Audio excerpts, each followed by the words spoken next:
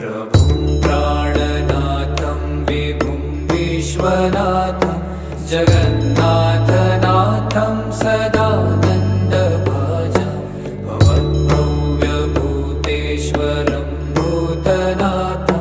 शिवं शङ्करं शम्भुमीशानमीडे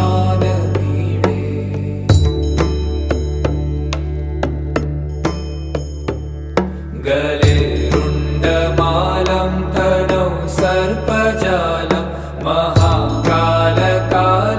गणेशादिपालं जटाजूटगङ्गोत्तरङ्गैर्विशालं शिवं शङ्करं शम्भुमीशानमीडे